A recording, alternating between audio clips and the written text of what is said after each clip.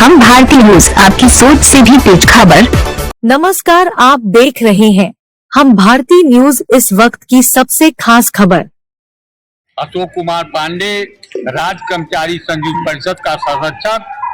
यहाँ पर मीटिंग हम लोग इसलिए रखे हैं कि 8वां वेतन आयोग में पेंशनर का 25/3/25 को अध्यादेश जारी हुआ कि इनको 8वां वेतन नहीं दिया जाएगा, डीए दिया जाएगा। इसके विरोध में हम लोग अर्धनग्न होकर के प्रदर्शन कर रहे हैं। क्यों कर रहे हैं कि महात्मा गांधी ने आधी मर्दानी पहन करके, आधा ओढ़ करके, अर्धनग्न रह करके देश का आजादी दिला दिया था। शंकर जी ने बाघंबरी पढ़ करके, नग्न होकर के भागीरथी को पृथ्वी पर ले दिया था। रामचंद्र जी ने नग्न होकर के तीर धनुष लेकर के रावण को समाप्त कर दिया था। इसीलिए हम लोग अर्धनग्न प्रदर्शन करके सरकार को बताना चाहते हैं कि आप जो है हम लोगों को 8वां वेतन आयोग का गठन करके हमको पेंशन दिया जाए। हम पेंशन लेना चाहते हैं। और ये कैसी सरकार है कि जो ब्रेड पर टैक्स लगा दी है, आटा पर टैक्स, पनीर पर टैक्स, सब पर टैक्स लगा दी है, और मेरा पैसा लेकर के चूहा मार दवा बेचने वाला विधायक हो जा रहा है और 24% बढ़ा ले रहा है, और हम कर्मचारियों को 2% देने में उनकी नानी मर जा रही है। ये कैसी व्यवस्था है? इस व्यवस्था को समाप्त करने के लिए हम लोग आज यहाँ पर इकट्ठा हुए हैं। मैं सरकार से पूछना चाहता हूँ, टीएनपीएस में जो कर्मचारी रिटायर होता है उसको आप जो है चिकित्सा सुविधा नहीं देते हैं। आयुष्मान कार्ड जो लाए हैं वो 70 साल में देंगे, 10 साल में वो कर्मचारी मर जाएगा, उसको जीने का अधिकार नहीं है। तो अगर आप पेंशन नहीं देना चाहते हैं, बुजुर्गों का भी कटौती करते हैं चाहते हैं, तो मैं यहाँ से खुलेआम कहना चाहता हूँ, हे सरकार, तीर क्या मारते हो, तलवार मार दो और पेंशनर को गोली मार दो, रहेगा और न पेंशन की मांग करेगा।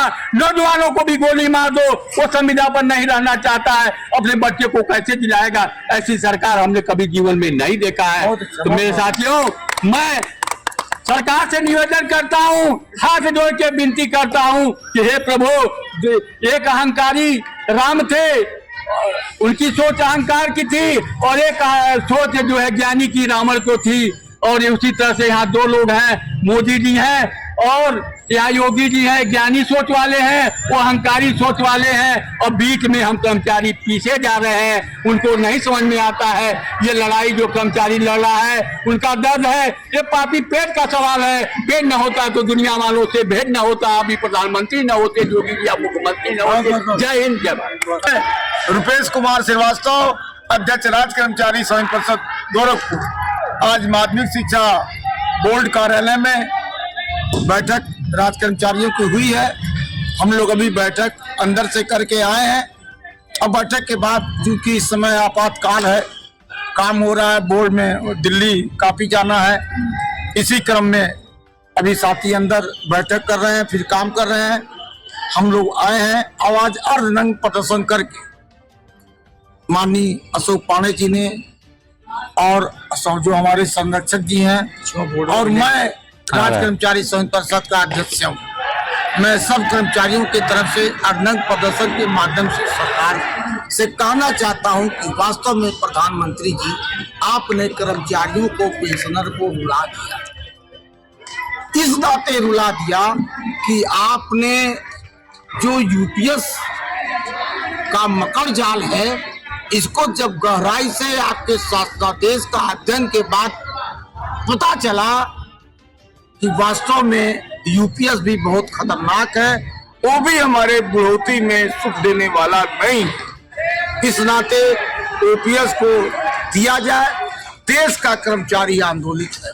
अभी 1 मई को भी बहुत बड़ा आंदोलन जंतर मंतर पर होने जा रहा है, और शेष आंदोलन लगातार हमारे उत्तरांचल में, अन्य जिलों में आंदोलन चल रहे हैं। दिल्ली में बड़े बड़े आंदोलन चल रहे हैं, लेकिन सरकार न जाने क्यों प्रधानमंत्री जी चुप। दूसरी बात, नई बात ये कि हमारे पेंशनरों को कह दिया, श्रीमती सीतारमण वित्त मंत्री ने एक अध्यादेश पास करा लिया कि जो 2026 के पहले जो पेंशनर होंगे उनको 8वां वेतन का लाभ नहीं दिया जाएगा। इससे भी पेंशनर समाज आक्रोशित है, दुखित है, जिसको लेके कल धरना प्रदर्शन पेंशनरों द्वारा आयोजित है। राज्य कर्मचारी संयुक्त परिषद भी उस आंदोलन का समर्थन करता है और अपने पदाधिकारियों से अपील भी हम करते हैं कि कल राज्य कर्मचारी संयुक्त परिषद का समर्थन पेंशनर समाज को है, इसलिए 11 से 2 बजे तक कल किसी भी अवस्था में आपको पदाधिकारियों को आना है और 100% अपनी भागीदारी नगर निगम धरना स्थल डीएम कार्यालय का नगर निगम है, रानी लक्ष्मीबाई पार्क है, वहाँ 11 बजे आम है, 11 से 2 तक धरना चलेगा। और सरकार के माध्यम से पुनः अपील है कि सरकार मेरी मांग को, कर्मचारियों की मांग को, पेंशनर की मांग को पूरा करें, अन्यथा अब कर्मचारी की अगर राह लग जाएगी तो निश्चित तरह से सरकार चली जाएगी। उल्टी गिनती अब शुरू हो जाएगी यदि सरकार ने हमारे पेट की रोटी को नहीं बहाल किया और पेंशनर की बात को नहीं माना। धन्यवाद।